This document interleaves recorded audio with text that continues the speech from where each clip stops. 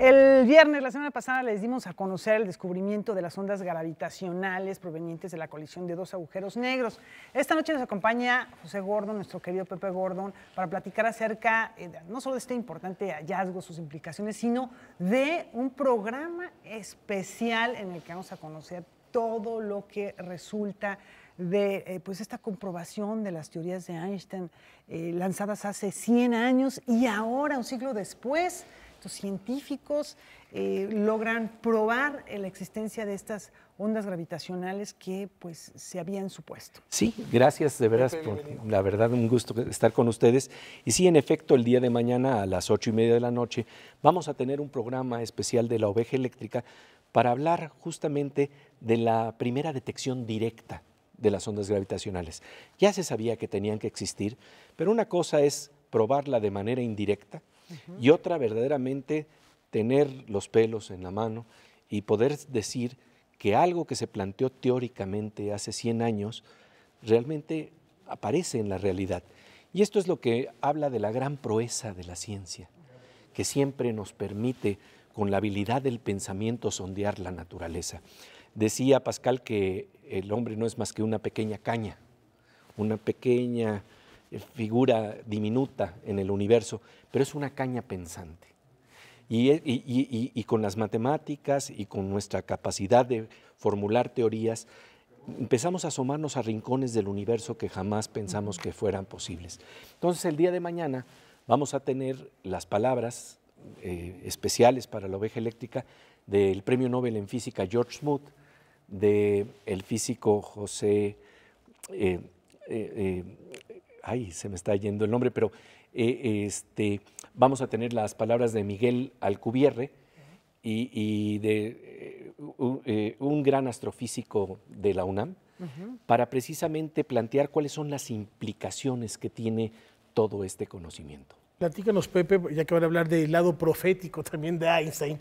George Smoot se dio un fenómeno interesante para poder dar esta participación mañana en la oveja eléctrica. Sí, de hecho, el año pasado, a finales del año pasado, ya corría muy fuerte el rumor de que se detectaban ya ondas gravitacionales.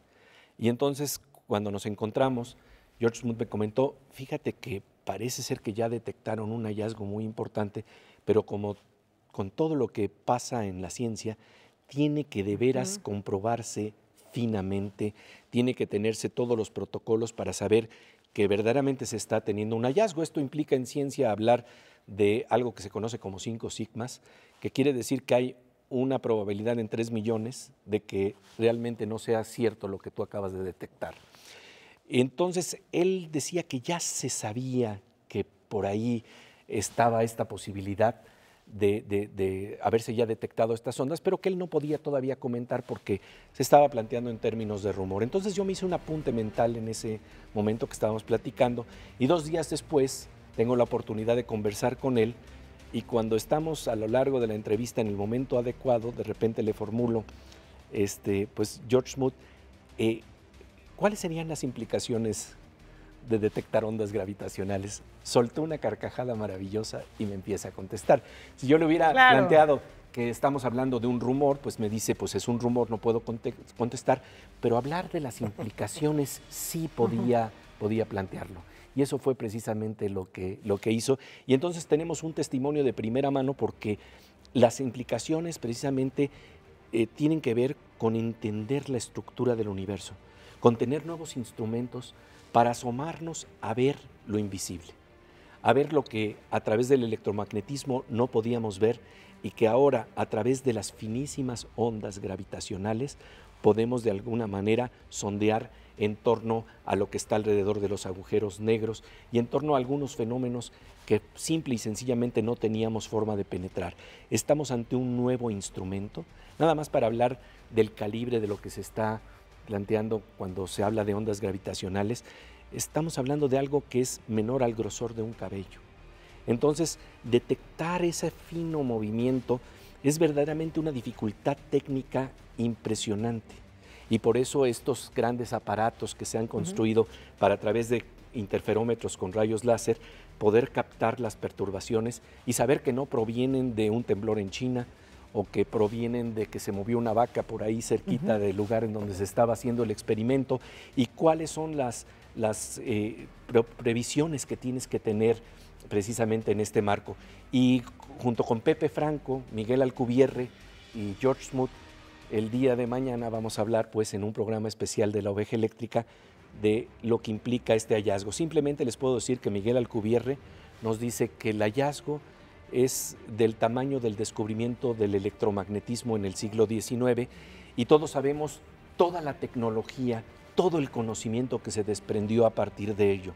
Pero más que nada también es el descubrimiento de estructuras más finas, implica el descubrimiento de estructuras más finas de la naturaleza y del universo. Aunque no tuviera valor pragmático, y sí lo hay, porque el desarrollo de tecnología simplemente para llegar a esa finura de detección ya lo implica, yo me quedo con una leyenda urbana que alguna vez planteó Faraday, que me parece maravillosa. Se cuenta, y esto yo creo que es más que nada una leyenda urbana, pero tiene un grano de verdad que es muy interesante.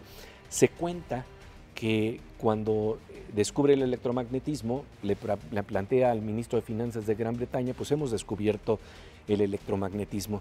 Y entonces le plantea al ministro de Finanzas, ¿y eso para qué va a servir? Y entonces la respuesta de Faraday es, no sé, pero ustedes ya tendrán alguna forma de sacar impuestos de eso. Entonces, claro, de lo que estamos hablando es que habrá y por supuesto tendremos aplicaciones tecnológicas que surgirán de todo esto, pero lo más interesante es ver hasta dónde ha llegado el horizonte del conocimiento humano, que puede ver prácticamente lo invisible. Hemos tenido, por decirlo así, una especie de nuevas orejas cósmicas para poder penetrar en el universo, porque esto no está al nivel precisamente de los oídos o de la vista con la que captamos fenómenos electromagnéticos, está a nivel de algo que tiene que ver con un instrumento de ondas gravitacionales que atraviesan la materia y que nos pueden dar un cuadro de lo que no es visible.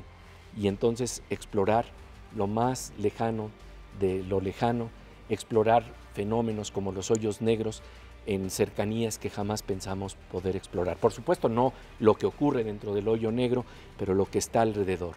Empezar a tener nuevas imágenes del cosmos. Y lo que nos plantean, esto sí se los puedo adelantar, mañana es a las 8:30 este programa en La Oveja Eléctrica, lo que les puedo plantear es que lo que nos plantean es que va a abrirse, se abren nuevas ventanas para entender el universo.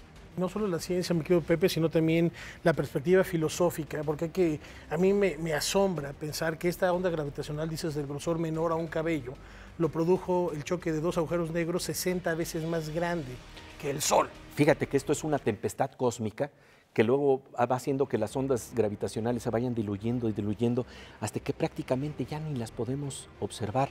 No nos damos cuenta que están aquí.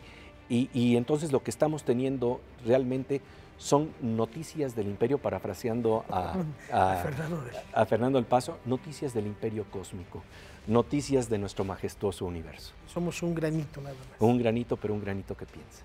Pepe, mañana estaremos Muchísimas muy al gracias. pendiente. 8:30 de la noche. Sí. Descubrir Y además, mucho más. ¿sabes qué? Da un gusto que Canal 22 precisamente sea un canal para hacer comunidad de conocimiento y estar en la frontera de la ciencia, gracias a que hay un proyecto como el Canal 22 que precisamente plantea este tipo de programas, plantea este tipo de investigaciones que son importantes. Como celebramos su trabajo en La Oveja Eléctrica. Muchísimas gracias, de verdad. Sí, porque adelantándose además, ¿no? Adelantándose a esto que iba a ocurrir, una pertinencia periodística además, pero bueno, de primera. Pues de verdad, muchas gracias. Muchas gracias, Pepe. Nos vemos mañana 8:30, Laura.